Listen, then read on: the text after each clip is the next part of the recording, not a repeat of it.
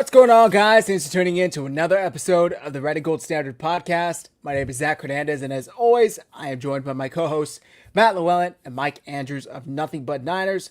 We got a great show planned for you guys this evening. It's a Friday night. We are thrilled to be with you. We're going to be previewing the 49ers returning from their bye week to take on the Tennessee Titans at home here in Santa Clara.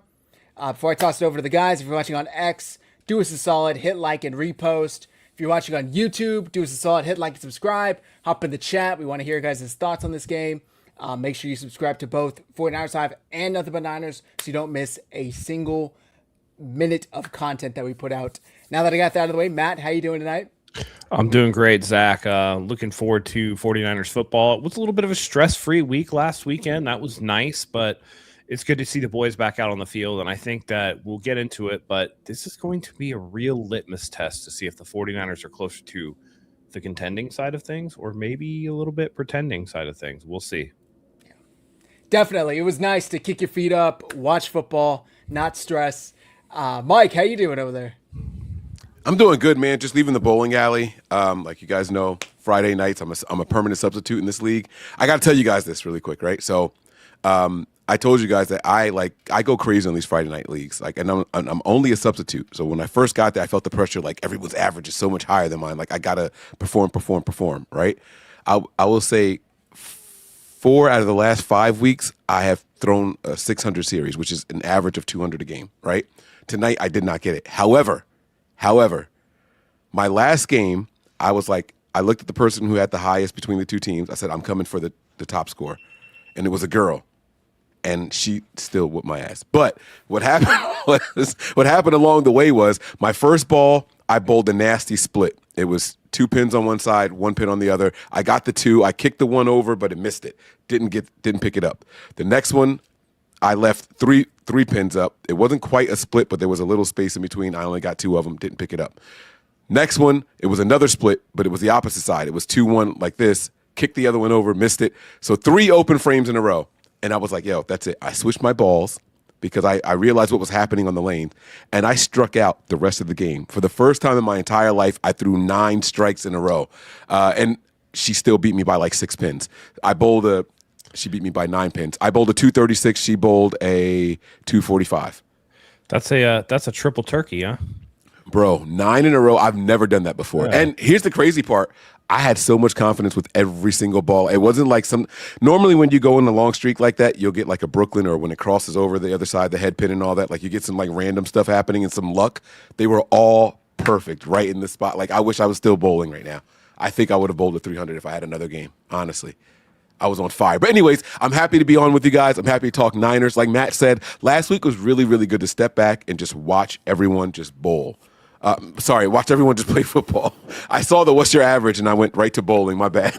I'm sorry. It was just good to watch the NFL and really get an idea of what is and what isn't versus us watching box scores and judging teams. Can I guess your average, Mike? Yeah, please.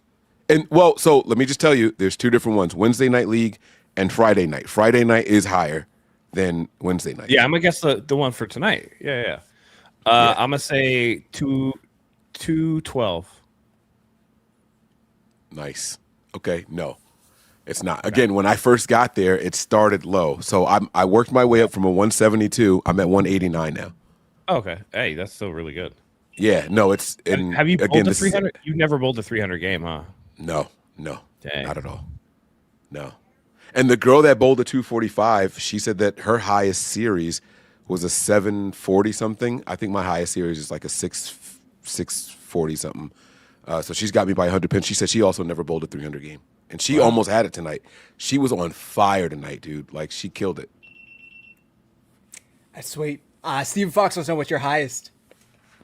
My highest game is a 260. It's either 265 or 263. I don't remember which one it is. It's 260 something, though. Really, really good game. Nice. Yeah.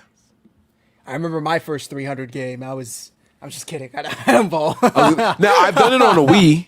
I have done it on Wii before. Once you figure out like the Wii thing, you can do it just sitting down, like it's just a flick of the wrist and a certain motion. So I've done a 300 on Wii, but I don't know if I ever want to accomplish a 300 because it gives me something to chase all the time. So I don't know. If I get it, I get it. If not, then it's cool. I talked to a guy tonight. He said he bowled a 298 3 times in his life. He's never bowled a 300. That means that he got to the very last ball, and instead of striking, he got 8 3 different times. That's the only way to bowl a 298. That's tough. I feel like at a certain point, he's gonna keep getting to that last frame and he's gonna be like, fuck, don't get 8, man. Don't get 8. Don't get 8. If He'll celebrate getting like something crazy, yeah. He'll celebrate getting less. He'll be like, I'd rather get like 1 on the edge of the gutter than hit 8. It's gonna become his bugaboo. He's gonna hate that so much. 3 298s is insane. That is crazy. I think my highest bowling game, and this is, I'm not a good bowler, but I think it was like 220 something was like my highest. And I felt like I was hitting everything. No, but that's still really impressive. I mean, to do that, you have to have either a lot of strikes in a row or close every single frame, which is like if you don't get a strike, you get I remember that game. I don't know what the sequence was, but I specifically left no open frames, and I actually that's how I know what a turkey is, because I struck out on the 10th frame, like 3 in a row. Yeah. Everything else after that, they just call baggers: 4-bagger, 5-bagger, 6-bagger, 7-bagger. Now in my league, they don't put the names of it because it's like a real league, so they don't even put turkey or double or any of that shit up there. You just gotta know what it is. And the only reason why I know it's a turkey too is because if you go to these public bowling alleys and stuff and you do it, they'll put the little turkey character up on the little they put graphics and everything. They don't do any of that cool shit in this league, man. I'm like, come on, guys! Like I just got 9 in a row. I was so hype. I like it when it puts up the graphic for when you like screw something up, man, and it'll give you like the little no or whatever. Like, they make it fun. Why not? Yeah. Yep. When you bowl a split and you don't get it, they show like the cheerleader and she kicks her legs out. She gets one of them and not the other one. It's like, the split conversion was short. Yeah. Like the girl that she beat me in the last game, like I said, she bowled a 245, right? People were coming over high-fiving me because she bowled like the first 6 in a row and then she messed up in the middle. But mine, I just struck out. So people were high-fiving. Oh, great finish, Mike, great finish. I'm like, yo, y'all, she beat me. Don't do that. Like, I feel weird now. Like, she beat me. She had a better game over there. But they were just really impressed with the 9 in a row. So it was cool. That's funny. That sounds fun. They got a diamond ring for bowling at 300?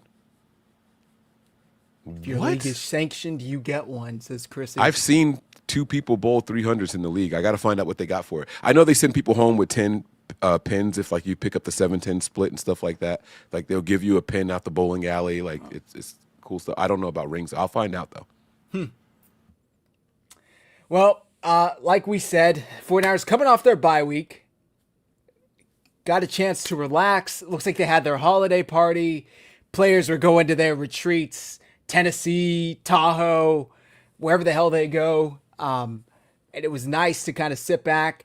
The 49ers got a little bit of help last week in watching the Chicago Bears, who were the number 1 seed going into Sunday, fall to the Green Bay Packers, dropped them to the 7th seed, if I remember correctly, and the 49ers moved up to the 6th seed. Last night, the Bucks dropped to the Falcons.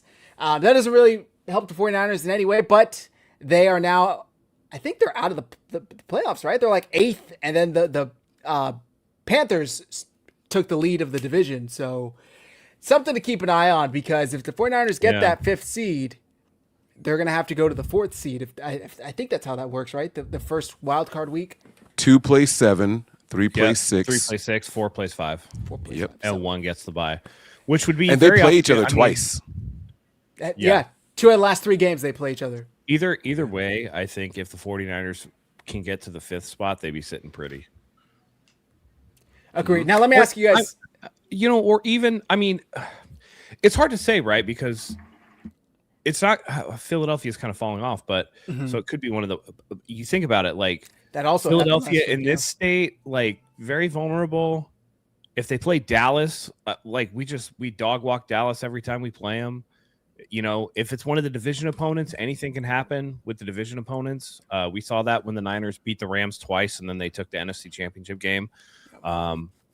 But if it's not going to be Carolina or Tampa Bay, I don't know, maybe we try to get to Seattle, because let's face it, that how far in are we? 11 minutes. That fucking pumpkin, Sam Darnold, will rear his ugly head come playoff time, and they're going to be right for the picking. I can't I'm looking at the NFL and I can't see a dominant team from top to bottom. I mean, the Rams lost to Carolina 2 weeks ago. Philadelphia is falling off the map. Like the NFC is wide open, right? I don't trust the Packers. The Bears are unproven. You go to the AFC side. Buffalo's got holes. Denver and New England are like up there, but New England's schedule's been pretty weak. It's the first 15 picks of the draft is New England's schedule. It's crazy. Yeah, and is that actual? Is that? I mean, pretty much. Like if you look at the top right? 13 picks, they played all of those teams. Denver and New England play coming up, don't they? That's a good question. I think It's definitely not this week. But no, they play Buffalo this week. New England. Oh, that's it. Yeah, that's it. So and they beat them once already. New England beat Buffalo. Yeah, but then look at one of the New England's losses was week 1 to the Raiders. So it's like one of those things where it's like, who is actually the dominant team in the NFL? Exactly. I just don't see any. There is wide open for the 49ers. They just got to take care of business, and that's why we can jump into it. But that's why I'm talking. It's a litmus test. You have to handle this horrifically bad Titans team coming off the bye. I mean, you need to go out there and put belt to ass. Yeah. You know what I mean?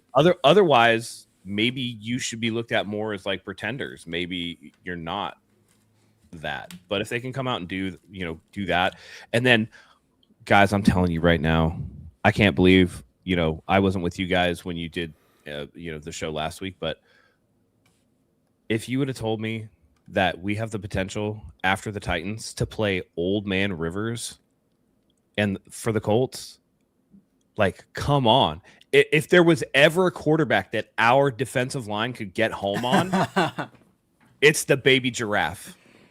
It's the baby giraffe. I don't want to do it because I got mad when the beat writer started asking about Phillip Rivers. I was pissed off. I did the presser breakdown, and I couldn't believe that they asked more questions about Phillip Rivers than the Titans. I think that's super disrespectful. Yeah, no. No. We got to, again, you got to handle the Titans first. Yeah. You don't want to fall into the trap. I don't think the team will do that, honestly. I feel like I don't know what the record. Does anybody know what the record is for the 49ers coming off a bye under the Shanahan era? We have more wins than losses. I saw it and I think one or two of them was like we came off the bye and played like Kansas City in Mexico City or whatever that one year, whatever it is. You know what I mean? But they're not gonna. I don't think they're gonna come out unprepared.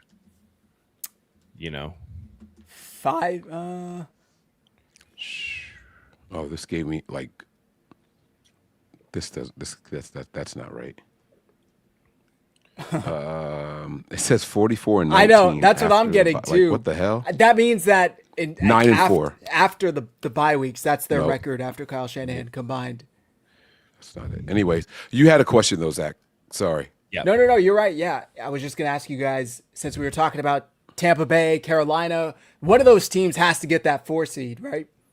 We already played both of these teams. Lost to Tampa, beat Carolina. Yeah. So who would you rather face if we had to face one of them? I mean, the West is probably going to be. It's either going to be the West or the North for like the highest seed or like the 1 seed, and you get interchangeable 1-2. Again, Philly's falling off and Dallas has some losses, so the East is probably going to be the 3rd team. So yeah, you're looking at the NFC South being that 4th seed. So yeah, potentially you could go in there. And if I had to choose, I would want to go through Tampa for pride's sake. Like, they beat us in the regular season. Let's go get our lick back. But I'm confident against either one of those teams, honestly. Yeah. Mm-hmm. Really, really confident against either one of them.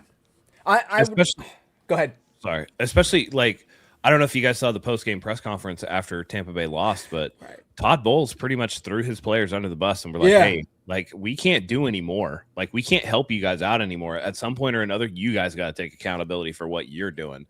And when you get to that point of frustration in the season coming from the coaches, that's not a good sign that you're just going to all of a sudden gel together and figure it out. Baker Mayfield going from looking like an MVP candidate to looking like, what do they got in him? Because he's not looked good. Emeka Egbuka, like, lighting the world on fire. Now all of a sudden, I think he has like 150 yards combined in like his last 4 games. So they got to figure it out. They've looked pretty bad. They've lost to some bad teams. I mean, they lost to New Orleans. It's like, dude, what is going on? And with Atlanta back-to-back weeks. them? Yeah. He said, Well- go ahead. Listen, Kirk Cousins lit their ass up. That's like 100%. You know what I'm saying? So What do you throw for like called it. 370 yards? yeah, dude, my friend asked me. He's like, so do you think like Kirk Cousins won that starting job back? And I was like, maybe he should, dude. Michael Penix hasn't looked good, and he He's was gonna like, be yeah, out. but he was like, yeah, but he's young, and I was like, he's been injured, and he's not that young. By the time he comes back from the ACL, he's gonna be 26. He was in college for like 5 years, wasn't he? Yeah, Yeah. he's got to be on his third ACL at this point. It is. It's his third. Yeah. So. Todd Bowles was saying, if you guys missed the presser after the game last night, something along the lines of, this has been a player-led team for the last 5 to 6 weeks. The coaches have done everything they could do. At some point, the players have to step up and get to do what they're paid to do. And he dropped the F-bomb like 10 times in 3 minutes. I mean, he was just saying like, it's fucking bullshit. We can't keep fucking doing this. There's only so much, the players have to give a fuck. If they don't give a fuck, then what can we do? I mean, it was like, whew, damn. So they're falling off a cliff. My brain automatically goes to, I want to play Carolina because I don't believe Bryce Young could do that. And every time we've played Baker Mayfield and the Bucks, they've been a tough out for us. And this is the first time he actually beat us this season. But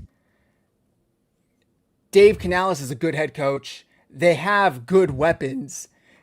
That defense clearly had Purdy spooked. So maybe Tampa would be the preferable option of the two. But either way would be good.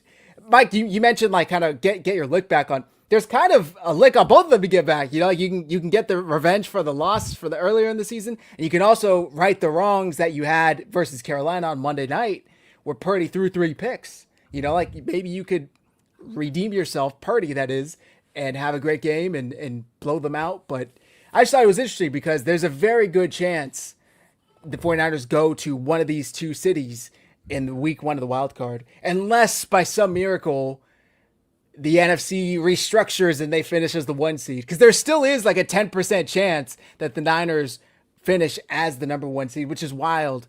They're only half a game back. It's not that wild, but then when you think about everything they've been through, it is pretty damn wild. Any other thoughts on this before we move on? Just that if you get Carolina again, I seriously doubt Brock Purdy throws 3 first half interceptions. I think people need to really understand how poorly the 49ers played in the first half of that game and still were up a touchdown at half. Yeah. I think it would be a blowout if we played them again. Okay. Yeah. Also, I mean, not to say it didn't really matter that much, but we saw what they did the next week versus Matt Stafford, who hadn't thrown an interception in 10 weeks or something crazy like that, right? He had 27 touchdowns to 2 interceptions. He got picked off 3 times too and fumbled. And one of them was a pick 6. The fumble was to kind of seal the game. So clearly that defense was doing something right. And I just want to add, who's their top corner? The JC Horn. He didn't even play that Rams game. He got injured in the 49ers game and was concussed, didn't play the second half. And the Panthers defense still turned the ball over on Matt Stafford 3 or 4 times in total without JC Horn. So something to keep an eye on. It was nice to laugh at, but I think that the Buccaneers are clearly the scarier team for one reason only. When I watched that Tampa Bay game, it's a simple fix for their offense to get back on par, right? They have a ton of weapons. Mike Evans is back. It was to the point where they have a Macmillan. I was like, that's not T-Mac, right?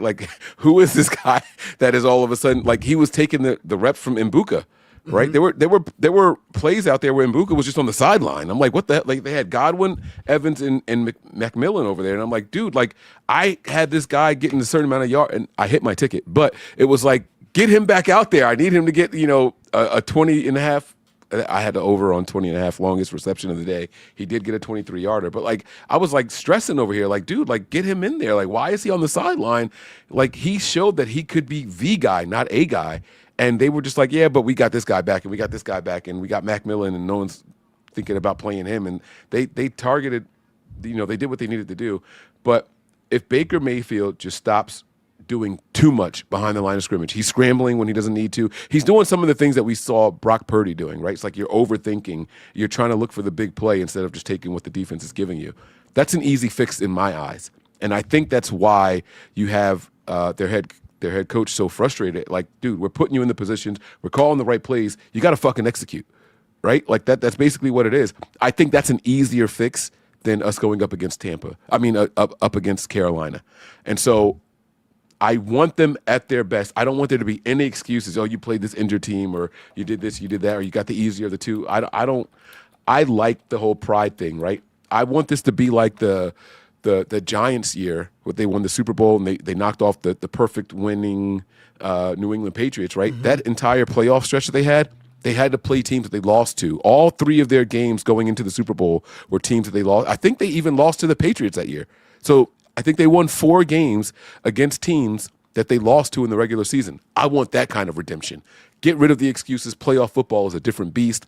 Let me go out there and get that. I want that. Now, the easier team, in my opinion, would be Carolina. So I'm not mad at whatever the chat says, whichever team they prefer. I'm not mad at whichever way they go. Okay. Just an interesting thought. Also, there's still a chance that Philly has a complete meltdown. And I know Dallas technically is still alive. I don't think that's going to happen since they lost last Thursday night to the Lions. But there's still a chance that Philly drops down, I think, if my math is correct, to that 4th seed. So we'll see. Or maybe the 49ers end up with a lower seed and have to go to the 3 seed. So we'll see what happens. There's a lot that still has to play out the final 3 weeks of the season. Gosh, it feels like it was just yesterday that we were like excited over the preseason or training camp, or fuck that I was sitting here talking about drafting Mykel Williams and everybody was all upset in the chat. Like we're already week 15, guys. Like it almost hurts my heart to say because I know before long I'm going to be in that dark period between February and August where you're just shit out of luck. Can't wait. But okay, let's get to this game. The practice report for the 49ers. Tatum Bethune, linebacker, obviously, is out with the ankle injury. Yetur Gross-Matos, they did activate his 21-day window. He is out, or maybe they activated him completely. I don't really know which one they did, but he's out. Nick Martin still out with a concussion. Sam Okuanu still out with an ankle injury. And Curtis Rourke, who they did activate to practice, is also out. He's just going to be getting those practice reps for the rest of the year, so don't expect him to be active. Guys, I mean, are we the only team that gets a bye week and like remains the same health-wise? Like Eddie Pinheiro was the only improvement, it seems like, who is back. We released Matt Gay. Thank you for your services, Mr. Gay. Best of luck elsewhere. Didn't miss a kick while he was here. Almost did, but he didn't. Eddie Pinheiro is fully back and healthy, according to Shanahan. But everybody else is still out. Like, what the heck? We even got a new player that's hurt. Yetur Gross-Matos, he wasn't even on the radar before. He's back and he's still hurt. Kendricks is still hurt. Yeah, that's what you're talking about, right? Yeah, like, so Kendricks too. We got players back, right? We opened up the practice window for Rourke and things like that, and Gross-Matos and all that, right? But it's like, dude, like we aren't expecting anything from those guys. Let's be honest, right? Like I feel like Gross-Matos has played 5 snaps for the Niners, and I know I'm being, it's a little tongue in cheek. It's obviously been more than that, but it's like I don't have any expectations for him. I don't have any expectations for Rourke. I don't plan on seeing him, and if we get down that far, we're in trouble. So even the players that we got back that are healthy now, it's like, okay, so what? I think the only positive from this last practice report is Kyle Juszczyk. It appears that he cleared concussion protocol and he's a full go. So that was from throughout this week. So he's the only one. Kyle Juszczyk had a concussion. I thought he had the rib. Was it ribs or a concussion? Yeah, I thought it was a concussion. Okay, no. my bad. Unless But he's not. I didn't hear about the concussion. Either way, he's not on the injury report anymore. So that's the good thing. That's kind of my point. So he's the only player that will be on the field that we got back from the bye week. Okay, well that's good. That's good. Sam Okuanu still dealing with that high ankle sprain, along with Tatum Bethune. Any of those injuries concern you guys this week? The Titans, I know they're not lighting up opposing defenses, but to be fair, they did kind of give the work to Cleveland last week with the 49ers struggled with. Maybe it's a thing of like AFC, like Lamar Jackson versus NFC quarterbacks, NFC teams versus the Browns defense. They're just not as accustomed to dealing with it, whereas AFC teams are, perhaps. I don't know. Is the loss of Tatum Bethune going to be a bigger issue? Curtis Martin, in my opinion, looked like a liability out there versus the Browns. I mean, Judkins was averaging like 8 yards a carry, it seemed. Are you guys concerned about Curtis Robinson getting the role yet again? Because, like you said, they signed Eric Kendricks, and he immediately has a tight hamstring, and he's not even practicing. He's not going to play at all. So does that concern either of you guys? Yeah, it's a huge concern. So specifically with this game, my dog drooled on me. Sorry. Specifically with this game, if you look at the Titans' leading receiver or pass catcher, it is Chig Okonkwo, who is their tight end. And so if you don't have your best coverage tight ends out there, that's a liability in the defense right there. Right? So that's where they're going to go. That's what they're going to do. They're going to target those linebackers a lot in coverage, and that could be an issue for the 49ers. So yeah, it is a little bit concerning when your best available coverage linebacker isn't out there. So I think that that is a little bit concerning. Yeah. All right. Matt, anything to add? You don't have to, just make I mean, it's concerning, but less so for me because of the opponent. I mean, the Titans are so bad. It took Mike, 4 tries to say their leading receiver's name. You know what I mean? Like, that's my fault. I couldn't say Okonkwo. No, but don't still, do that. But he's head and shoulders above everybody else on their roster, though. So he's got as many receiving yards as Christian McCaffrey. Like, he's up there that high. Yeah. So I don't want to diminish him. But it's a bad roster. Let's call a spade a spade. It's a bad roster, and if the Browns didn't brown themselves in that game last week, we were talking about a 1-win Titan team. But let's make no mistake. I mean, Cam Ward has looked like dog water all season. I mean, he's Tony Pollard and Tajay Spears aren't lighting the world on fire. Their defense is terrible. Cam Ward, his stats for the year, he's 59.1% completion rate, 2,468 yards, averaging 5.6 yards per pass, 9 touchdowns and 7 interceptions, sacked 49 times, passer rating of 74.9 with the QBR of 31. That's cool and all, but let's take a step back and be honest with ourselves. Tackling has been an issue for the 49ers, especially up front, right? The secondary tackle's better than the front 7. So I don't think any of us are going to disagree with that. And Pollard just ran for what in that last game? 160. Yeah, 160 plus yards and 2 touchdowns. So that is a concern. Like, I'm not brushing past these guys at all. And he's not even their lead back normally. I think if you go through like the season overall, I think Spears is their leading back, but no, he just happened Pollard's the leading back. Oh, he's got 743 on the year. He's got 743 on the year. Okay. But so it is a concern to me. That guy had a long of like 60 something yards. Yeah, right? Like Christian McCaffrey doesn't have a third of that this year. Well, but Mike, listen, he had 92 yards against the Rams, right? 161 against the Browns. His next highest game after that is 67, and then 60 against the Seahawks. That's McCaffrey numbers, and McCaffrey doesn't have the 160. McCaffrey doesn't have the 90. Okay, he had a 2-week stretch against the Seahawks and the Titans where he had 21 carries for 42 yards. Okay, what is he doing lately though? That means they're getting better in the run game, no? No, I'm not going to take. He had a good game in week 2, and he had a good game last week. I'm not. That to me, it's not a trend. All right, let me flip it. Yeah. Which defensive line is better, the Browns or the 49ers? And please be honest. Well, the Browns, obviously. And he ran for 160 plus against that line. Listen, my dog is 13 years old. He's falling apart. Okay, he looks sad a lot. He's in a lot of pain. Every now and then, he gets a little bug up his ass, and he's able to do a little bit of a jog, a little bit of a saunter, and he wants to go play. This is that bug up Tony Pollard's ass, okay? I'm not going to take 1 week blip. I mean, okay, here, I'll give you some more, okay? So I said, Seahawks, 11 carries, 20 yards. Texans, 10 carries, 22 yards. Colts, 11 carries, 44 yards. Patriots, 6 carries, 18 yards. Raiders, 10 carries, 34 yards. Like, fuck out of here with Tony Pollard, man. He had a good week. Dude, listen, the sun shines on a dog's ass occasionally, okay? A broken clock is right twice a day, and a blind squirrel will find a nut occasionally. Let's not overblow Tony Pollard. Which is more sustainable, Tony Pollard's last 2 games or the Niners defense holding opponents to less than 10 points? This week, Niners defense for sure. Which is more sustainable? Isn't the 49ers defense like a top 5 scoring defense in the last like 10 weeks?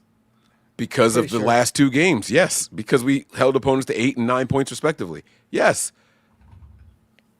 Like, don't do that. Like, if we're not going to give Tony Pollard his credit, we can't give this Niners defense their credit either. Why not? For the same reason you're not going to give Tony Pollard his credit. Like, what you say, your dog got his lick in his ass or something like that? Like, whatever it was that you said about your dog. Like, it's the same thing. The Niners defense just happened to go up against really, really bad offenses. What do you think the Titans are, Mike? Bro, they put up 30-plus points last week. 30-plus. Fucking Browns. A better defensive line, and they did it on the ground. I'm just saying that we can't just completely dismiss them. And see, that your mindset is what's terrifying me going into this game. And the fact that the beat writers and the reporters won't even ask questions pertaining to the Titans. Come on, bro. Come on, stop. Okay. You're hanging your hat on one Tony Pollard good game, bro. 2. He's been shit. 2 in week 2. In 2 weeks, he's got over 250 rushing yards, bro. I'm not brushing past that. There's no way I'm looking past that. That's insane. Against 2 really good defensive lines. Come on, man. No, that was one good game, bro. One good game. All right. One good. So you're talking week 2, dude. Who had good games in week 2? What did he do the last 2 weeks? He had 161, 2 touchdowns, and wasn't it like 60? Okay, 60. That's Christian McCaffrey regularly. That's what Christian McCaffrey's doing every week on the ground. That's Christian McCaffrey. Yes, every week. Christian McCaffrey doesn't have 20 or 18. That's the difference. Maybe. And also, by the way, Christian McCaffrey is going to be receiving out of the backfield. Well, but Spears is their receiving back, so I mean that's why. Like CMC does both, so that's why he's getting those looks. Okay, if listen, Pollard was a receiving not- back, he'd have even more all-purpose yards. I'm not scared of Tony Pollard, okay? The Titans are a 2-win fucking team. Shit. Do you think you think he gets over 100 yards this game? No. On the ground, obviously on the ground. No. Zach, do you think he gets over 100 yards gets this game? over 80. Tony Pollard? No, I don't think so. Y'all are tripping. Okay, I can't. Well, I like it.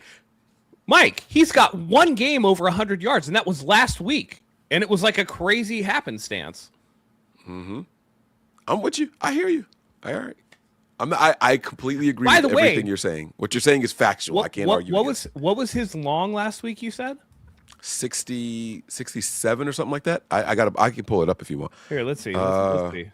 He had a long of 65. Okay. 65. I was really close. That was Okay. good off the top of my head. All right, cool. Let's take that. Let's do this. Even if you remove that, he's still at 100 yards. Like he's right there No, he against a didn't. really good He had defensive 96. line. He had 96 without that one run on 24. That's really good. On That's 24 really good. 24 carries? Bro, that's 4 yards a carry. Christian McCaffrey's done that 3 times all year long.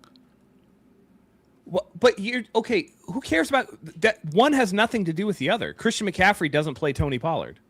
I'm just comparing the running backs. You're right. Why? They don't play against each other because I'm saying that Mike, as impressive Who leads the NFL in scrimmage yards? McCaffrey because of the Okay, then the fuck out of receiving it. What are we ability. talking about then? Yeah, exactly. I'm talking cares? about the rushing. I'm talking about the rushing attack and how the Niners defense is susceptible to really good running backs. That's all I'm talking about. The Browns have a better defensive line than the 49ers do, specifically against the Not pass last and week run. they didn't. So by the way, so did the Rams, and his next best game was against the Rams. But Yes. the Raiders stymied him. Like, what are we talking about here? All right. Look at the I hear you. trend, not just an individual performance, because anybody can have one really good game, but if you're not stacking those games together, then who cares? And But he's not teams get stacking hot. those games together. Teams get hot towards the end of the teams year. Get hot. Fucking. It's the We just talked about the Titans, dude. Giants, but we just talked about the Giants getting hot that year and beating everybody they played against. They were dog shit. No one thought they were going to lose to the Giants in the playoffs that whole year. The Patriots thought they were going to smoke the Giants, right? Okay, Like, listen. You're talking about a team that made the playoffs versus a team that's like in position to pick they're 2 picking years first in a row. overall. Yes, Yeah, they there's are. a Yes. big fucking vast ocean between those two, man. I am trying to big- paint the worst picture possible so that the 49er fans I know and the what you're doing. players I know what you're doing. don't I know what you're overlook this team, because I'm telling you guys, we can't going out here if we win this game by 3 points, it's a failure on the 49ers. I think we all agree. I agree with you. I agree with you. But here's the thing. I'm going to overlook the Browns because I trust Kyle Shanahan coming out of a bye week to not overlook the Browns. The Titans. Excuse me. I'm gonna sit here and shit on the Titans because I'm not playing in the game and I don't give a fuck. But I expect the team to go out there and be hot, especially at home. You come out, you've been in your creature comforts and We're stuff. coming man. off a time away and holiday parties. These guys, football is the last thing on their minds. I'm telling you guys how my gut is telling me. Now, I still got the Niners winning. Let me be clear. It's not about winning or losing this game. It's about how we do it. That's what's important here, right? Yeah, I don't think, by the way, I think we win this game because the Titans want the number 1 overall pick. I think that even if it's a close game, they start intentionally calling bad plays. They might punt on second down. Like, I'm talking like that's how bad they want this first overall pick. We're going to win this game. But I want us to, like, we have the second highest spread this week at 12.5 points. There's one team that has 13.5. I don't remember what game it is, but there's one team that has a 13.5 spread. It's right? probably some team that's playing the Saints or something. No, because that's the Panthers. It's not the Saints. It's not that game. And it's an obvious one too. Like when you see it, you'll know what it is. But my point is, while you guys look that up, it's Jacksonville at home against the New York Jets, who are playing. They're starting Brady Cook as their quarterback. So that's right. Yeah. Oh, and Seattle's favorites by Seattle 13 and a Indy. half That's the over one. Indy. It's Seattle Indy. Yeah, it's Seattle Indy. That's so both of those teams, right? Like, so you see it for obvious reasons, right? No one even knows who's Yeah. going to be Indy's quarterback in this game, right? Oh, Like, that's no, kind of my I point. know it's going to be Phillip Rivers. 100%. It's going to be. You think he's going to get the start coming out a 5-year retirement? 100%. If they start him, fire everybody. But did He you hear shouldn't the be playing reasoning? until the Did you hear Niners game. reasoning No, why? no. You, dude, do I have a reason why? No. Did you hear their reasoning Oh. why?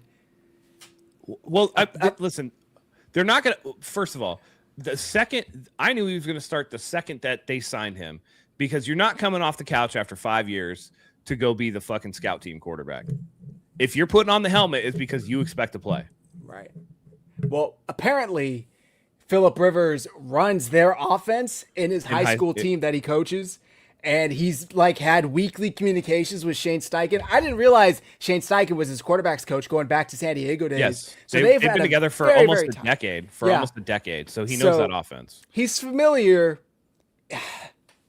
And by the way, That what, does- what do you want? What do you want him to get ready for? Like, he can't get ready in the way that he would need to get. The only thing that he needs is to get hit and see if he can still handle it. Mike, he's 44 years old, and even when he was 24 years old, he's not an athlete. All he's going to do is drop back and throw the ball and drop back and hand it off. That's I it. completely- Like, it's not like Yes. if he went to the workout and went to the practice and his timing in those things is good, that's the best you're going to get. And 1 week what? is not going to make a difference because he's not not gonna an do it. athlete. He's not going to run on anybody, right? Like, not if he gonna knows do the it. offense, then he knows the offense. Like, you know what? He's and not going to start this week. Not to mention Riley Leonard has a grade 1 PCL sprain, so he probably will. What is your other option? Riley You're going Leonard's not with going to Leonard. play this week. He's not going to play. The reason he needs to, I don't want to do this because this is what the beat writers did, and it pissed me off so much. I don't want to start looking past this team. But all I'm saying is this. There's one thing, right? Phillip Rivers in his prime isn't going to run all over the place. He's not, you know what I'm saying? Like, No. he's a very in the pocket type quarterback, so I understand that. But even that version of Phillip Rivers had to have endurance. He doesn't have it. He hasn't played football in 5 fucking years. Endurance for what? He has to be able to throw. He's got. If you make a big play, you got to run down the field and get ready for the next. He doesn't have that, guys. He doesn't have it. He don't have to run down the field, man. He's got to get to the huddle. Yes, he does. If they get a big play, he's got to get up there, call the play. All right. Hey, Mike, can I tell you a secret? They're not going to get no big plays, no matter who their quarterback is. They're fucked, bro. Titans. Well, all right. Come on, man. Let's bring it back to the Titans game last week, right? They got the win versus Cleveland, but I was going through their stats here. This shit was wild. I mean, they won this game because the Browns just browned it up. But like their leading receivers, let me pull it up here, had like 20 something yards. Right. They won because they were able to run the ball. Right. Tyjae Spears, 2 receptions for 28 yards. Shamari DK, 5 receptions for 24 yards. Chigo Okonkwo, 2 for 20. Van Jefferson, 2 for 17. Alec Aomanor, I don't know how you pronounce that name. 1 for 14. Gunnar Helm, 1 for 8. David Martin Robinson, 1 for 6. Can I give you Cam Ward's stat line for that game? 14 of 28 for 117 yards, 2 touchdowns and a pick. 4.2 yards per attempt. All that tells me is that they hit 7 different receivers. They spread the ball around really well. God, this fucking guy. You have no idea which way they're going with the ball. Everybody is a threat when they snap the ball. You don't know who to double. You can't double anybody on this team. That's how much they spread the ball around. Cam Ward is out. You don't even believe your own shit, man. You're trying not to laugh right now. DK, you didn't say DK. He didn't have any receptions last game? I mentioned him. He had. Oh, you did? Okay. Hey, wait. 5 I thought you were talking 24. DK Metcalf, but I didn't read the name. And No, it looks like Dyke, but it's DK. Is that a bad Cam Ward word? is averaging 5.6 yards per attempt. 5.6 yards per attempt. So 2 attempts is a first down. Get it, boy. Let's go. March up and down this Niners team. Bro has 9 touchdowns and 7 picks. That's what Brock Purdy has in like 5 games. Cam Ward's played 13. Right. Also, oh shit! I have the Titans injury report. This got all messed up somehow, but it looks like the only player that's out is cornerback Jalen Armour-Davis with an Achilles injury. Lloyd Cushenberry, their center, is questionable with a foot injury. Dan Moore, tackle, questionable with a neck injury. Chigo Okonkwo, rest day. Tony Pollard, rest day. Defensive tackle CJ Ravenel, questionable with a toe injury. Jeffrey Simmons, rest day. Shai Tuttle, full participation with concussion. James Williams, questionable with an illness. And Kevin Zeitler, questionable with groin injury, apparently. So they have some injuries on their own. Looks like their list is actually a little longer than the 49ers, but we shall see. And it's not like Cam Ward is super mobile back there either. Like, he's got a little bit of like pocket mobility, but he's not a burner. He's not going to get after you. And, you know, has he been sacked the most this year? How many times has he been sacked? That is like 79 times, something like that. Oh, has he been? Damn, that's a lot. Let's see. He's not been sacked 79 times this season. Let's see, what was it? 49 times. That's 49. a lot, though. That is a lot, though. I knew it ended but in 79 is crazy. That's Justin And Herbert watch numbers. this. And the Niners go out there and only have a sack and a half in this game. Like, and you got to sack them twice in order to get the half a sack, right? But like, we'll go out there and have a sack and a half this game, and one of them would be by Cleveland Farrell for his season high. If you think that Saleh is that guy, then he's going to be in his bag against a rookie quarterback that's struggling. Yeah. He needs to be. He needs to be. Yeah. Let's see. Let's I can't believe that you guys are like doing the exact opposite of what I wanted us to do. I want us to come in here and make the Titans sound like formidable. Like, we just watched a game last night where a team eliminated from the postseason went out there and wanted to play spoilers. They're not getting the first pick. That's the difference. That is the difference between the Falcons and the Titans, right? Yeah. Ability and not having we don't have the first pick. Let's go out here and show people what we can do, right? And this is what I am staking my claim on. Every player on that roster that is active is auditioning for their future. Every single one of them. Every coach in that building is auditioning for their future. So I'm not going to just be like, yep, no problem. If they ran the ball that well, why would they go away from that? And the Niners can't fucking tackle. We can't tackle, and we're down our starting. I'm saying starting, who's really our third string linebacker. We're down our starting linebacker again in a game. Like, how many times can we do this? And y'all think, oh, it's okay. It's okay. You know, It's the Niners. trying Robert to, Saleh will trying make to, everything good. You're trying to pump up the Titans. Reminds me of that David Beckham meme where like his wife is telling that bullshit story and he pops out and he's like, be honest. Be honest. I don't know this meme at all. Isn't David Beckham like isn't he a magician? Soccer player? No, he's a soccer player. Who am I talking David about? Beckham. What's the You talk about isn't there a David magician? Blaine. David Blaine. Oh shit. Yeah. Do you have that clip, Zach, that you can pull up? I have so like funny. Like or the meme or whatever. Yeah, I have it's the just meme. like his wife was I don't know selling what wolf you're tickets talking about like, oh yeah, I struggled growing up or whatever, and it's like, wait, he's like, what kind of car did your mom drive? And he's Right. like, it was a Mercedes. And so he was, and she was like, yeah. And so she's doing a documentary, and he pops out from the other room with his face just beyond the door, and he's just like, be honest. And so this is what you're doing. This is what you're doing right now. Because listen, Someone's got to do it. I would love to pump up the Titans as a formidable foe, but as I sit here looking at the NFL total offense leaders, and I see the Titans squarely and firmly at number 32 in the NFL, I just can't fucking do it, man. All right.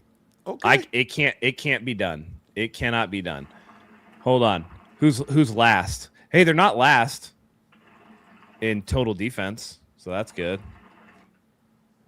All right. I'm telling y'all something, man. But you they overlook do this give team.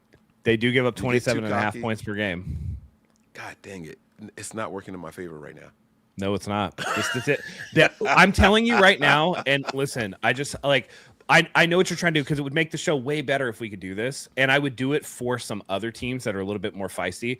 This team is dog shit, dude. It's one of the worst teams that I've seen in the NFL in like years. It's bad. Probably in It the last reminds decade, me they're that bad, of yeah. like it reminds me of the Hugh Jackson Browns.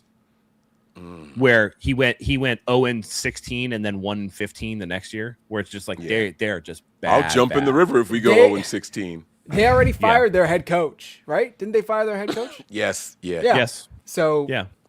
like, it's already as bad as it could have gone for them. Yeah. And people in the front office, by the way. But that's Yes. but that goes to more my point. The interim coach now is like, hey, listen, like I have to audition for the next GM, the next vice president of the team. Like everybody out there is now auditioning. These guys, I do believe that they want the first overall pick. They don't want to go out there Okay. and win any more games accidentally. Time out. The biggest point I think you have here, Mike, that we haven't talked about yet, is Jeffrey Simmons. Like, he is the best player on that roster, in my opinion, and he could wreck the 49ers offensive line theoretically, right? Like, he could be the problem. Jake Brendel, he lines up in the middle. Jake Brendel's going to have to match up with him. If not, the guards. Could he be an issue? 1,000%. He's got, 8 sacks on the season? 48 total tackles, 12 tackles for loss. He's an all-pro. I mean, he's a very good player. So if there's anybody on this Titans team that worries me, it's him. And I think that that's something the 49ers are going to need a game plan for if they want to win this game, especially if they want to have a consistent running game. Who's second on their team in sacks? Because that's who you have to worry about. The Niners do a really good job of neutralizing the top pass rusher on every team. Even Myles Garrett only got 1 sack against the Niners. 2 players are tied for 4.5. Linebacker Jahad Ward and defensive end Draymond Jones. And then Arden There you go, Key has Jones. 4. Oh, and Arden Key, revenge game. Like, let's go. Come on, man. Write the storyline for me. Let's go. Respect those Titans, boy. Come on. Let's go. Arden Key with the strip sack and returning for a touchdown. Let's go. Touchdown, Titans. Let's go, baby. Yes. Listen, I'm gonna quote Michael Scott from The Office here. Why are you the way that you are? I wish I could do it, man. I really wish. I feel like if the 49ers are a strong playoff team, like we hope that they are, it's not going to be a close game. It's going to be a blowout. Vegas is Vegas because they're not putting these spreads up for shits and giggles. You know what I mean? Like occasionally they'll get one wrong, but most of the time they're pretty spot on. But you know, that's contingent upon the 49ers actually coming out and handling business, coming out, you know, on fire. The Titans will not beat the 49ers this week. The only way that the Titans can win the game is if the 49ers beat themselves. That plain and simple, because the Titans don't have the horses, man. They I agree just with that. don't. They just don't. It's a bad team, and they could be motivated. They could be trying to play for their jobs. And listen, at some point or another, it's like, Mike, you could be motivated. You could be like, man, I'm going to do this. Like, I'm going to show everybody. Are you going to make the PBA tour? Don't challenge me. I'll do it. Like, but no, I won't. I wouldn't. I get what you're saying. You know, like I'm not going to play on the what you're PGA saying. tour. Like I'm not, it doesn't matter how much I want to play amazing golf. I'm going to shank into the woods just like every other shitty player. You know what I mean? Like that's how it goes, man. And again, you get to a certain level and of suctitude, let's call it. And it doesn't matter how motivated you are. It's just like, and that much negativity in your season, I feel like zaps any motivation you have, right? You could be long-term. You could be like, yeah, I'm playing for a job or whatever. But when you're in the middle of the game and something happens, you're just like, this shit again? This shit is happening again? Did you guys hear the story that got that Titans reporter kicked off the team plane moving forward? Did you guys hear about this? No. So after last week, after they beat the Browns, Cam Ward said something along the lines of, yeah, we won, but it's only a small step on where we want to go, right? Like it's one win. We can't celebrate like we just won it all. And the beat reporter who flew with the team, didn't they play a home game? I'm kind of confused. Anyway, I think they maybe were flying to San Francisco. That's maybe what it was. And apparently Arden Key, the report says, got on the plane intercom and basically said, fuck all that shit. Fuck all that shit that Cam Ward said. We're turning up. We're celebrating. We deserve to celebrate every win in the league. So he reported it. This beat writer reported it, but apparently that environment is like off limits. Like you don't report on what happens on a team jet. It's off book. So he got his credentials revoked, and it's like a pretty big thing. He's no longer able to report. But yeah, so talking, Matt, you were talking about like negative things happening. Like the team chemistry's at odds, it seems like, if your quarterback's out there saying one thing and then you have a veteran like Arden Key saying, fuck all that, we're going to do what we want to do and celebrate like we won because we deserve to do that. So I just thought that was interesting. And that doesn't speak to a very motivated team to me. That's like, hey, we listen, if you're a motivated team to go out and show you're doing something, you're going to stack wins together. Cam Ward has the mentality that's trying to show something to somebody beyond just 1 week. This dude's like, we fucking made it, dude. Let's celebrate. We did it. We won. We're here. We did it. That's not what Zach said he said. That's not what Cam Ward was saying. It wasn't. Cam Ward was saying it's a step in the right direction, but we're step far in the away right from where we direction. wanna But be. and then somebody else said, "No, fuck that Cam Ward guy. We're going to celebrate because we deserve Arden it." Key. Arden Key said that. He said we're going to celebrate and start stacking wins, right? Arden Key? Yeah. He basically said, no, we need to celebrate. He said, no, we need to any celebrate. win. We deserve this. We celebrate any win because we deserve this. Okay. And to me, that's a loser mindset right there. Because to me, I think Cam Ward actually has the better mindset about it. He's like, hey, it's nice, but like on to the next. Like we got to put this shit together. Like it's a step in the right direction, but we got to keep going. Cam Ward at the podium said what you're supposed to say after any win, right? Like, okay, it was a good win. This was on the we gotta team focus on the plane, next. dude. This was on the team plane. But that's Cam Ward said his at the podium, and Arden Key said his on the team plane, and so that's how it is in real life, right? When you go to the podium, you're not going to sit there and be like, yeah, we just won the Super, right? Like Sean McVay, when they beat the Niners the last time we played them. Like, I said it myself, that was their Super Bowl. They're going to fuck up now. Watch this. Like, I said that, right? But the reason is because we know how much that game means to Sean McVay. However, when he went to the podium, it's like, all right, it was just another win. That's what Cam Ward did. That's what you're supposed to do publicly. That's what you're supposed to do. Right, the flip side is what they feel in the locker room. They were celebrating. They did the fake bump box celebration. Like they mocked us. Like that win was Yeah. more than what they led on at the podium. So I think that's what Arden Key is doing, right? Like the team isn't going to say it publicly. They're going to say it behind closed doors. That reporter just fucked up because he reported it publicly. Well, but here's the thing, though. There's a difference between like saying it to like whatever and read the sentence. Arden Key using the intercom to tell, like he got on the fucking intercom and Yeah. like, fuck what Cam Ward said. We gonna turn up tonight. Blah blah blah. That's different than like what happens in real life. It's just like, hey, as a veteran, you wouldn't be, you wouldn't be like, oh, ignore him or whatever. If I was a veteran, I'd go to Cam Ward and be like, hey man, like I get the whole thing, but like you got to celebrate all your wins because the NFL's tough and you just don't know, and like you got to feel good about yourself and whatever. That's different than what he did. What he did was loser shit, in my opinion, to be honest. And by the way, especially Arden Key, who had experience with the 49ers when they were winning. Mhm. Like, you should know better, dude. You know So- what it looks like. The game was in Cleveland, so it was directly after the game on their flight home to Tennessee. And Mike, like you said, Cam Ward went to the podium, said all the right things, downplayed the win, and yeah, Arden Key used intercom to tell players to ignore rookie quarterback Cam Ward's tepid post-game comments and enjoy the win. And Will Bowling, who's the one who reported it, he got removed from future charter flights. So, I thought it was a crazy situation. It's not something you see that often, but I don't think the team chemistry is that great. Let's keep Grant Cohn away from chartered flights. And I know a lot of people like to hate on Grant Cohn, but every question I heard him ask in this week pertained to the Titans. So he's the only one doing it the right way, in my opinion. He did ask some stupid fucking questions, though. He does that all the time. But he also did you asked hear the the one good he asked questions. about? Did you hear the one he asked about Pearsall? Like why he's not producing and all that shit. We could Yeah. play it he's if like, you guys want. he's like, Yeah, let's play it. when somebody like Ricky is, not getting targets or getting the ball, or like, anybody, do you walk up to him and like, do you tell him that you still have confidence in him?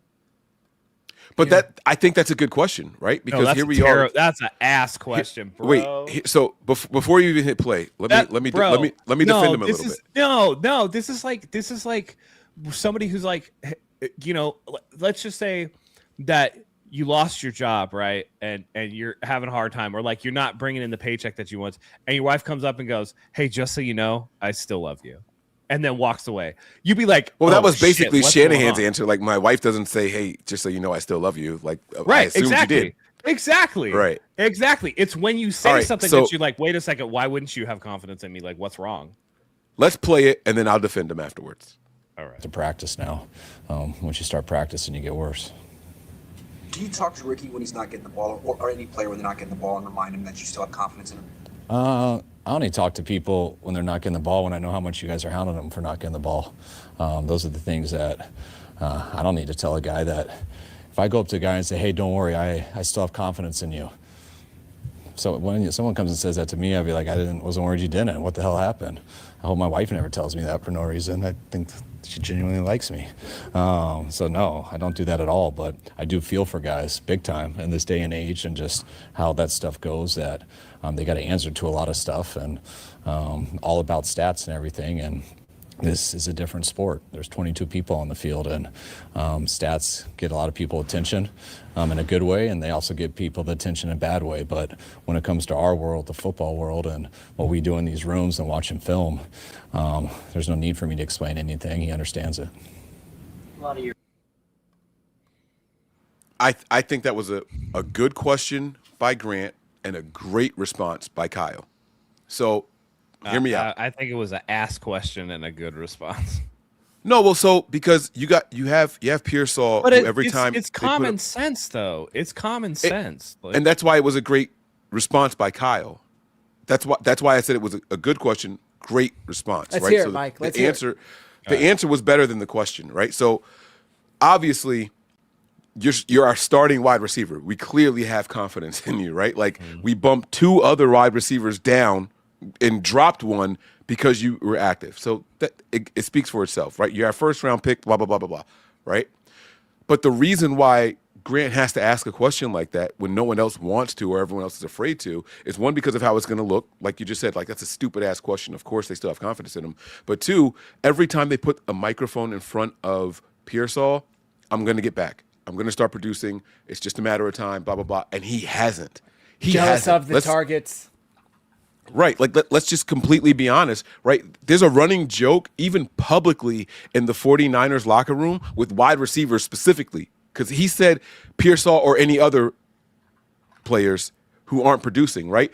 How long have we been saying, hear me out, how long have we been saying, let Kendrick Bourne get his next 18 yards, right? It's not just a Pearsall thing. We aren't throwing the ball to you guys. But don't worry, like, you guys are still the guys. We still trust you guys. We still like you guys. I think it was a good question because we're not going to them. Our leading receivers are tight ends and running backs. That's not something that's made up. That's not something that's made up. That's the truth. So it's like, are you guys not running the right routes? Are you guys, like, why aren't they getting the targets, right? And so if the quarterback is making the right read, if the quarterback is going where he's supposed to go in the progressions, then that means that you aren't getting open. You aren't doing your job. You aren't doing your job. All of our wide receivers, the guys with the WR next to their position, aren't doing what they're supposed to be doing. Otherwise, you'd be getting the ball more. Otherwise, you'd be getting more targets. Pearsall has not produced, and he's a first-round pick. I'm not mad at the question, right? Every week I look at the over/under for Pearsall stats, and they're getting lower and lower every week. But Mike, the problem is you're talking about Pearsall, and it's not about Pearsall. It's about Brock Purdy. He's laying the blame for Ricky Pearsall's lack of production on Brock Purdy, is what he's doing. Grant Cohn, he asked the question to implicate Brock in not throwing Ricky Pearsall the ball. As in, like, hey, do you tell Ricky you still have confidence in him? Because, and what he didn't say in the question, but that was implied is, hey, do you still tell him that you have confidence in him because Brock Purdy's not throwing him the ball? That's fair. I'm saying what you're saying is fair. I'm not saying the question all he does is look for a way to make a dig at Brock Purdy. Every single fucking week he does this shit. He'll be like, "Oh, Mac Jones is this and this and this. Mm-hmm. Oh, Brock Purdy didn't do this." It won't even be a game with the 49ers in it, and he'll fucking tweet, "Oh, if that was Brock Purdy XYZ." Like, he's got a hard on for hating on Brock Purdy for some weird reason, and I don't understand it. Because Ricky Pearsall, everybody who knows this offense knows, if Ricky Pearsall's not getting the ball, it's probably because the opposing defense is focusing on him and making somebody else beat you. And that's just how the offense goes sometimes, right? Or the same thing, he'll say it about Kendrick Bourne. Why can't we get Kendrick Bourne 18 yards? You know, he was producing when Mac Jones was in there. And why is he not producing with Brock Purdy? We are guilty of saying the same exact thing, though. All three of us have said that. But it's okay when we do it because it's not all that we do. He has a laser focus on shitting on Brock Purdy. And that's like most of his content is okay. 50% of his content is telling you how bad Brock Purdy is. 25% of it is calling David Lombardi a cuck. And then the other 25% is, I don't know, whatever the fuck it is. Breaking news. Maybe actual journalism. Right. So would you guys feel different if the question didn't come from Grant? Honestly. Well, I would feel different if he asked it, why isn't Ricky getting the ball more? Is it something that we're seeing on the field? Is it injury related? Is he still ramping up? I think he seemed like the implication is that he's open, he's doing everything correctly, yet he still can't get the ball thrown to him. Why? Mm-hmm. And to add in, do you still tell him that do you tell him that you still have confidence in him? Like that's a really, what coach would go to like, maybe if like he had like 10 drops, right? Then you could, okay, I get that, but it's just, he just hasn't been involved. Right. And there's been times, by the way, where he's been open and the ball hasn't gone to him. But, you know, you could even frame it about like, instead of saying, do you, which is a yes or no question, which they teach you not to do in journalism, you're supposed to ask open-ended questions, correct? We've all heard that? 100%. Okay, yeah. So instead of saying, do you go to Ricky Pearsall and tell him you still have confidence in him, it's like, how do you keep Ricky Pearsall's confidence up even though he's going through kind of a rough stretch where he's either not being targeted or not getting open, because he's typically a huge part of the offense? How do you go about keeping him, you know, involved or like his confidence high so that when the time comes he can make those plays or whatever? That would be a better question. Now, I give credit to Kyle Shanahan for taking a yes or no question and giving him some meat on the bone, right? But even Kyle Shanahan's like, oh, like I don't have to tell him that. This is a product of you guys. You guys are the ones that are doing this shit.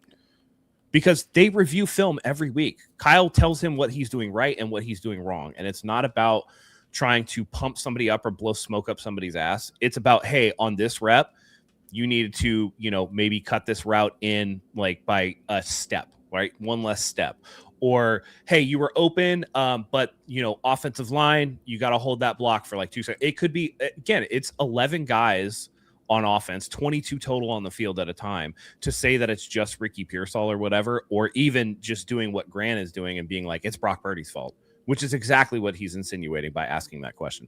That's why I think it's a stupid question. So stupid question based off of how he phrased the question, not the general purpose of the question. Yeah. Oh yeah. Okay. You want to? Yeah.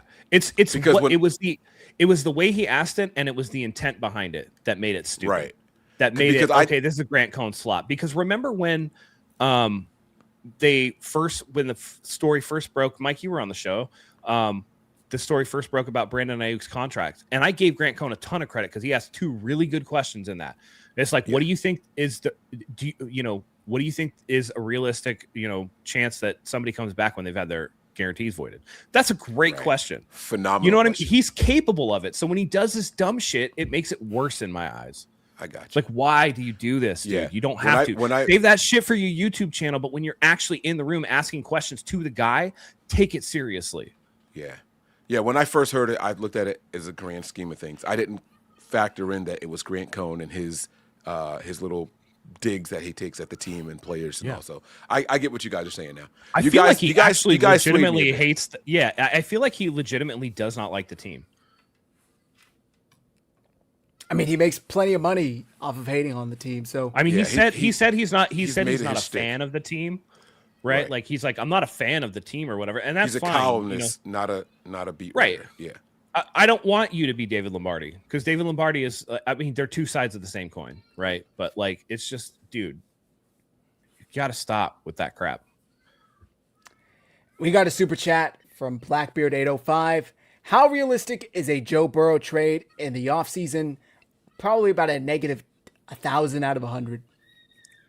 I would say 5% chance that he gets traded, but to the 49ers, like 0.05, whatever. We don't have enough juice to give up what Cincinnati would want.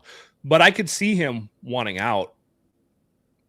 Like his press conference was like very Andrew Luck-esque.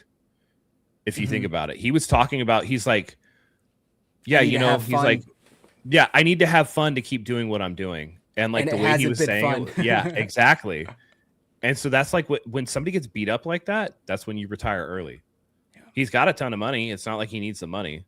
Yeah. But when you start talking about it needs to be fun for me to continue to do it, that's like, whoa, dude. Like, because by the way, this would not be the first quarterback that was like, get me the fuck out of Cleveland or I'm going to retire. Carson Palmer did it.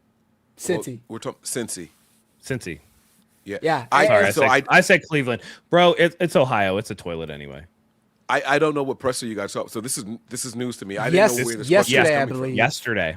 Yeah. He was saying that in order to continue doing this, you really have to sit and ask yourself, are you having fun? Because you need to have fun to continue doing it. It hasn't really been that fun. So it's a conversation I need to have with myself moving forward to see if this is something that I want to continue to do for a long time, basically. I'll get the verbatim up. But I just want to remind you guys, this is the same owner that literally made Carson Palmer retire. Like later on, he came out of retirement and then did trade him to Oakland.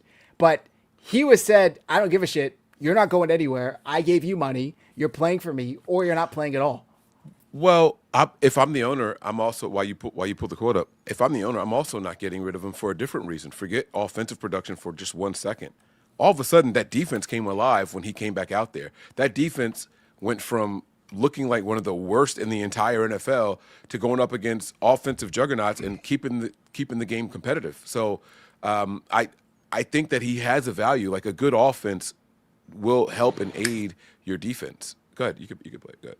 Change the way that you view the game.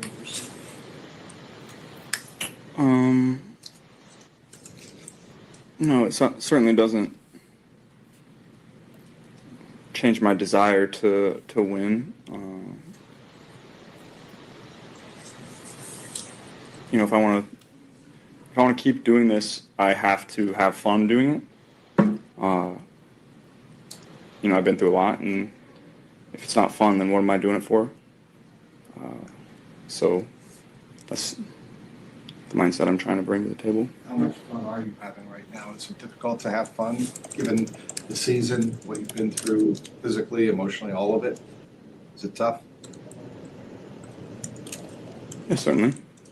Did you have fun playing before I mean, how much of it was fun before? Like winning's always fun, but in general, was it as fun before you got hurt? Did you view it that way, at least? No, I wouldn't say I viewed it that way. I think. What was the changing point? Changing point. I'm not sure there was a singular moment or of time. It's just a reflection on a lot of things that I've done and been through in my career. I think, you know, I've been through more than most, and certainly not easy on the brain or the body. So just trying to have fun doing it again.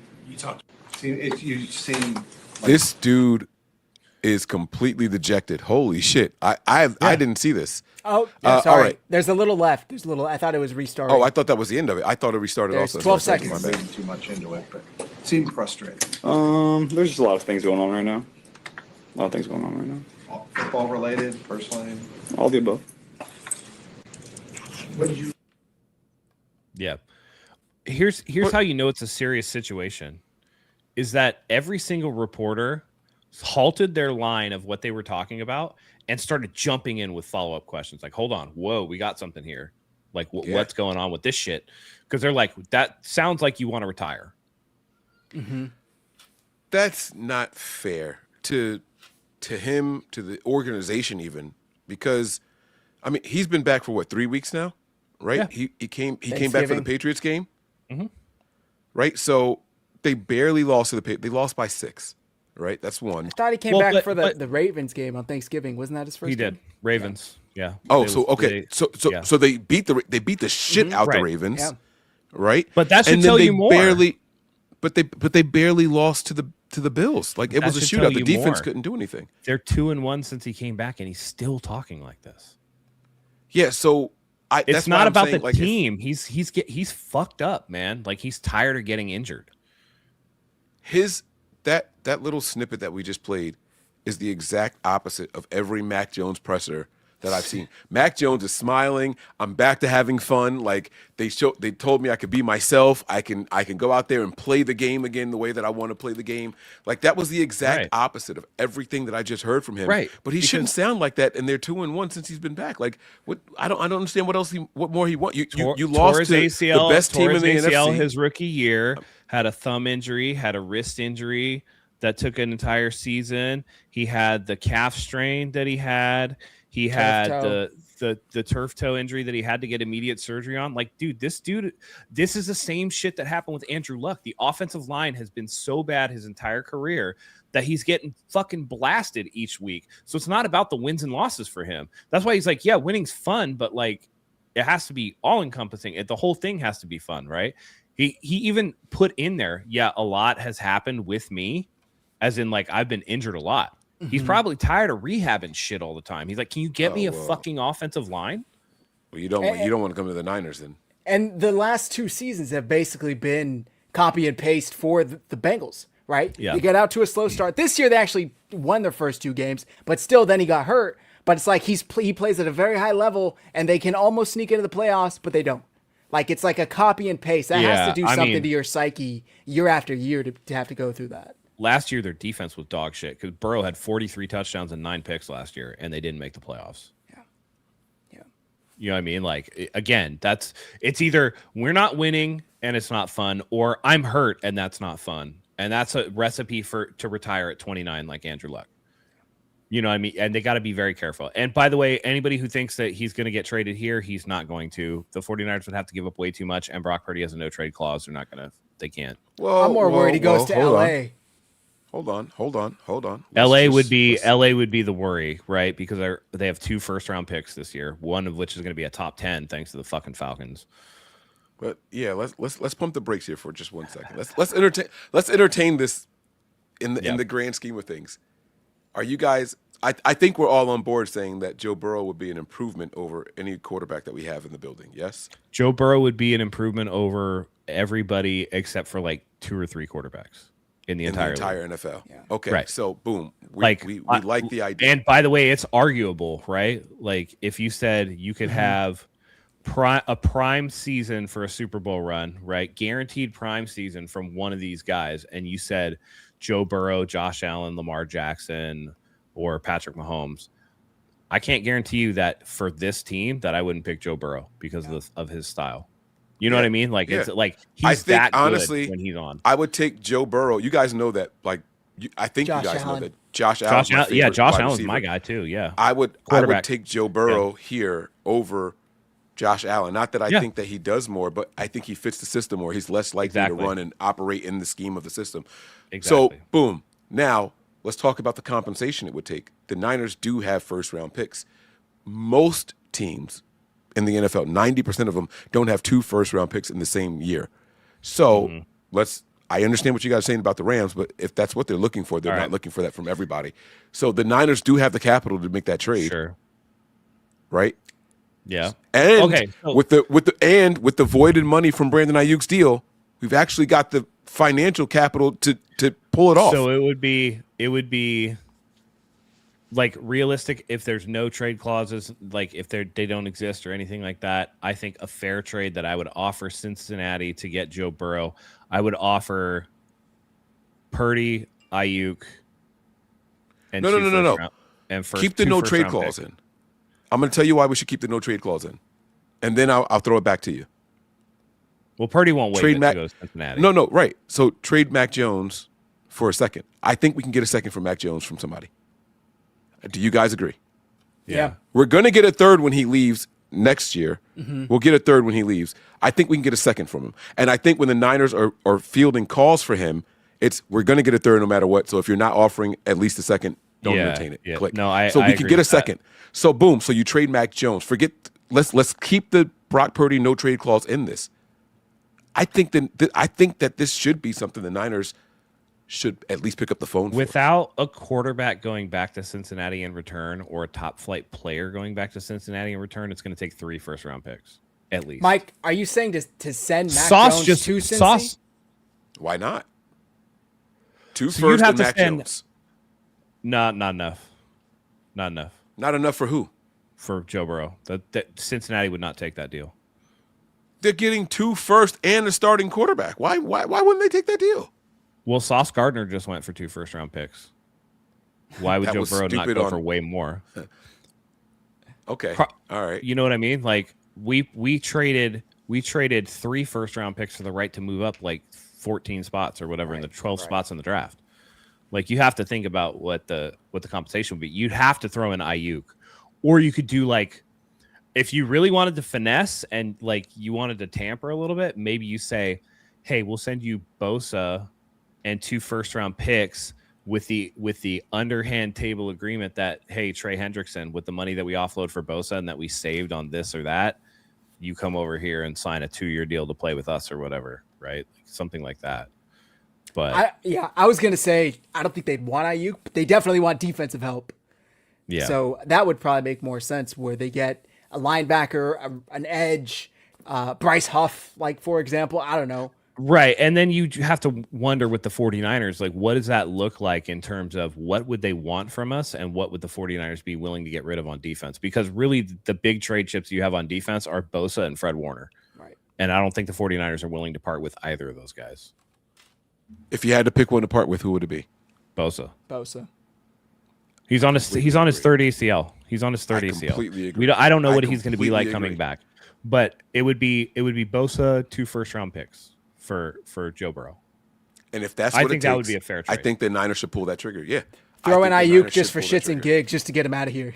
I'm kidding. And when you do that, you're stuck with Brock Purdy because of the no trade clause. So now you Not can trade necessarily. Matt Jones for a Not second. necessarily, and here's why. Because Brock Purdy is the type of guy that's going to want to play. You trade for Joe Burrow first. He's gonna and read then the you say, room. Brock, you're not going to play. We will trade you, and we will try to trade you where you want to go, but you got to waive the no trade clause. And then And if see he what you says can get no, for Brock then Purdy. you trade Matt Jones. So either way, you have bargaining chips. Is kind of my point. And I Right. think you guys tell me how you feel. Who's getting more in the trade market right now, Brock Purdy or Mac Jones? And I'm not going to argue with anybody. I just want to know your honest assessment. I'd say Mac because he doesn't have the contract. Yeah, I'd agree with that. You can't. Joe Burrow's Brock- a Niner.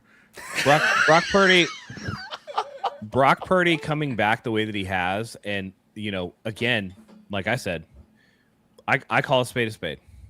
I don't think Brock Purdy's an elite quarterback. I told you guys that it doesn't matter unless you're a complete piece of shit or you're a Joe Burrow.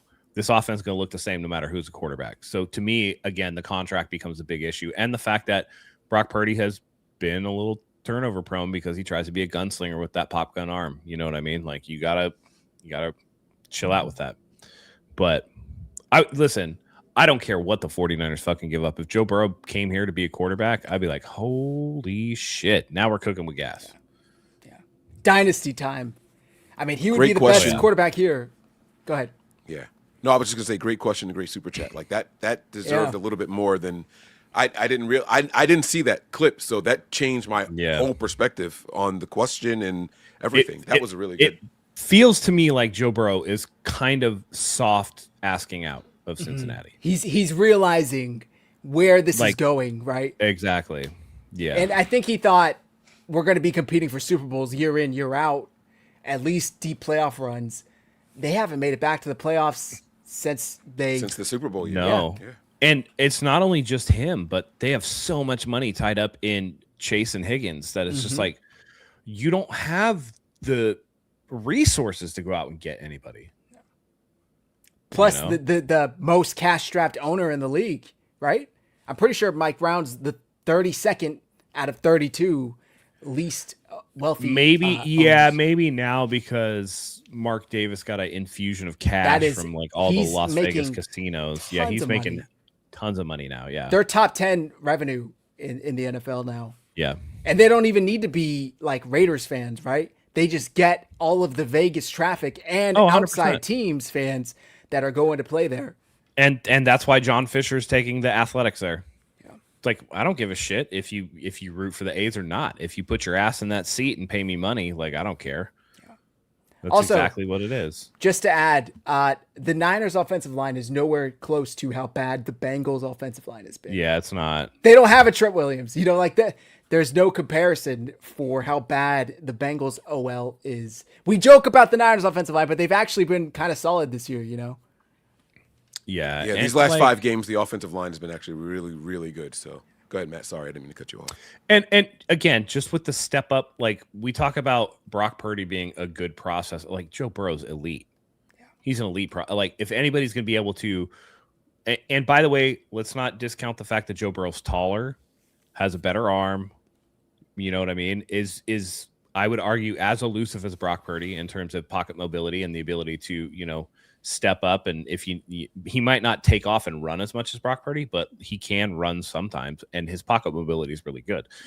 So you don't need like a top 5 offensive line with Joe Burrow. It just can't be as bad as the Bengals have been, And by the way, here's one thing that the 49ers will do for Joe Burrow that the Bengals haven't really in the last couple of years, and that's put together a really good running game. He had that a little bit. The Super Bowl year with Joe Mixon was like really that for him, but beyond that, and the 49ers will want to play good defense, which the Bengals seemingly have no interest in doing. You mentioned the Rams real quick, Mike. The Jets also have multiple first-round picks, so those would probably be the top 2 contenders. Mike, could you imagine? No, I was Be going careful to what you say wish for. that Niner Ed X comment right there. I'm not worried about whether or not he's injured because we deal with that now with Brock Purdy. Yeah. I know people don't want to acknowledge that Brock Purdy is often injured, but he's injured more often than you guys think he is. So, no, I'm not worried about it. Well, Give here's me the him thing. with Brock as a backup or Mac Jones as a backup, and I am completely happy. The Niners deep playoff run every year. Like that's it. And then we can sincerely focus on offensive line and defense. That's it. Like that would solve so many problems. Titans. Yeah, They're real. They're legit. It's fun to think about, though, isn't it? It is fun to just think about all of these things would have to happen, but there's a possibility out there where he really does sit down and say, hey, I want out. And it would be a matter of the Bengals doing him a solid and sending him where he wants to go. And the opposing team, like the 49ers, being willing to tango. It always takes two to tango. The Niners could offer the moon and all the stars, and the Bengals could still say no. Mike Brown could still say, fuck off, I don't want anything. He's either playing for me or he's not playing at all, which again is what he told Carson Palmer. He made him retire, and then a couple years later, he came out of retirement and got traded. So something to keep an eye on. All right, let's get this show wrapped up. It's getting late, especially for you on your end, Mike. Offensive player of the games. Mike, prediction. Who do you got? Oh God, I got the Niners losing this game. So I'm kidding. I'm like, what? No. I'm absolutely kidding. All right. So if I have to pick an offensive player of the game, this is Ali's gonna kill me. I'm gonna say Ricky Pearsall. Son of a bitch. No, okay, never mind. I take it back. You know what? No, I no, don't no, want to say Ricky. take it. Wait, no. I take it back now because of Grant Cohn's question. If it weren't for that, because then he's gonna be like, "See what I did." So no, I don't want to give Grant that credit. I'm gonna go with I'll go with George Kittle. Give me 8 receptions. Give me 112. I was going to say 20. Give me 112 yards, 2 touchdowns, George Kittle. Okay. Matt? I'm going to go with Brock Purdy. I'm going to say he has 300 yards passing, 3 touchdowns, and he's sitting by the fourth quarter. Nice. I like that. I am going with Ricky Pearsall. I had this scheduled, or circled, I should say. I think this is the perfect game for him to get back. Titans are beat up on the secondary. They're not elite to begin with. I do think this is a game they can get Ricky back involved. I'm going to say 7 catches for 110 yards and a touchdown. Defensive player of the game, Mike. Yeah, this was going to be an easy one for me. I think we have a motivated Cleveland Farrell for the first time in a long time. I like the way that he speaks when they put a microphone in front of him. I like that he is barely with the Niners for 4 games. Has got 4 sacks. His season high his sack record is 4.5. I think he goes out there and gets 3 sacks in this game. I think Cleveland Farrell gets 3 sacks in one game to crush his season high, and it's going to pay dividends going down the road. So give me Cleveland Farrell with a total of 7 tackles, 3 sacks, and a forced fumble. Damn. By the way, I was right on one of these recently. I don't remember which one. But I called a strip sack for somebody, and they actually did it. So I was right on one of these There you recently. go. So Matt? All right. He's been annoyingly close to making, things happen. I know a lot of pressure is on him because he has a lot of shoes to fill. There's a lot of gaps next to him. I am going to go with D. Winters. I think that he's going to have double-digit tackles and a forced fumble. He's going to fill that spot. He's going to fly all over the field. They're going to need him to. With Cam Ward not being as big a threat in the passing game as some of the other quarterbacks that they've faced, I would expect him to really be able to hone in on the running backs. And I feel like he's been very effective running downhill and putting a pop on a running back when he needs to. So I think that D. Winters is going to have a big, big game. Okay. For me, I'm going to go D-line as well. I'm going to go Bryce Huff. It took him a while to come back after that injury. He hasn't really looked like himself. I think last week he kind of started to. I'm going to say Bryce Huff. I think he has 2 sacks in this game against Cam Ward. Final score predictions. Something I forgot to mention earlier. We did talk about Jeffrey Simmons. This is the first game. Well, not quite the first game, but after Ben Barch is out. They were doing the rotating door at left guard with Barch and Burford. Now it's all Burford. So let's see how he holds up against Jeffrey Simmons. Mike, final score predictions. Yeah, this one needs to be convincing, like Matt said at the very top of the show. I am not looking for a 3-point victory here. I'm not looking for even a 7-point victory here. It's not often that I come in here and say Niners double digits, right? I've given my 9-point predictions and things like that. The Niners are going to win this game by 17. So that's what I got here. I'm going to say Niners 31, Titans 14. And what we have to say, like, I don't want to take up too much time, but I do want to say that the weaknesses of the Titans defense are the strengths of the Niners offense. Like Zach alluded to, that secondary is very, very beat up. We can do a lot of things across the middle, down the field. I love what we did against the Browns in the last game, where everyone knows that Brock Purdy's bread and butter is at the hashes. And if you watch that whole first half of that game, they didn't throw a single pass inside the hashes. And the Browns linebackers were inside the hashes that whole time. And once they got to the third quarter, they were outside the hashes for the rest of the game. Right. And so that's when we started to pick them apart. Kyle Shanahan is starting to not just play his game, he is playing the game of the defense that he's going up against. And so he's going to have a really good game plan in this one. And on the flip side, I think that this game, honestly, our next 2 games, oh, no, I'm not going to say it. I'm not going to do that part. But I think that this game in particular plays into the hands of the 49ers. A lot of underneath stuff, a lot of dink and dunk.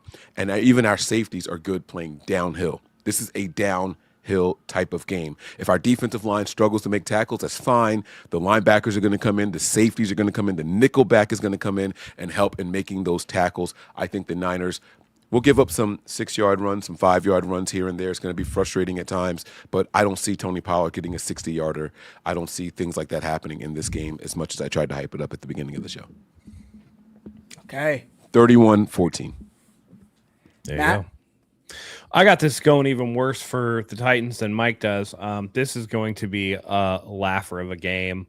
I think the 49ers win this one handily, 38-13. I think that the starters are largely being pulled out of the game by, the fourth quarter.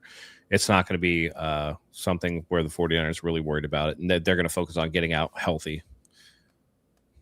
So, Matt, what you're saying is Kendrick Bourne gets his 18 yards this game? Yep. By hook or crook, baby. Let's go. Let's do it. Yep. Finally. I'll do you one better. I'll say it's let's make a little prediction here. I'll say that it's on a 21-yard touchdown pass. There you go. Yards and touchdown all together. Yep. All right. For me, I'm going to go Niners. I also think it is a blowout. I have 31-12 in my mind. Maybe they go for 2 and don't get it. Go for 2 twice, don't get it. I don't know. But 31-12, I like it. Mike? I'm not opposed to the 12 either. The Niners do something against bad teams, and they give up a lot of yards between the 20s, right? They buckle down in the red zone and the goal line. So I like them driving down the field. And again, this is a team that wants to get the first pick overall. They're not going for it on fourth down. So they're going to take every field goal opportunity they get. So I do like that 12. It could legitimately just be 4 field goals. Yeah. So I like that 12. That's a really good prediction. Thank you. All right. That's going to do it for tonight's show. Mike, please let the folks know where to find you and where they can watch this game if they don't get it in their area. That's right, ladies and gentlemen. Go to patreon.com/NB9ERS. You see it right here. Guys, $5 tier and higher. If you don't want to subscribe monthly, that's fine. I will have it available for you guys to purchase on its own. The game link will be there. You guys get great commentary throughout the game. You guys get funny jokes with my family and all that stuff. My daughters are popping in, cheering and all that stuff. Good sound effects. I didn't press anything except the ching-ching tonight. I was very don't touch the buttons, don't touch the buttons. So, you guys are going to get all of it, the full gamut there. We got music and everything going on over there. Patreon.com/NB9ERS. And also, I want to tell everybody who is watching from the Nothing But Niners channel to go on over. It's right there underneath Matt. It's down there. All right, make sure you guys go and subscribe to the 49ers Hive channel on YouTube. These guys put in a lot of work, great content there. You aren't going to want to miss that either. Appreciate it, Mike.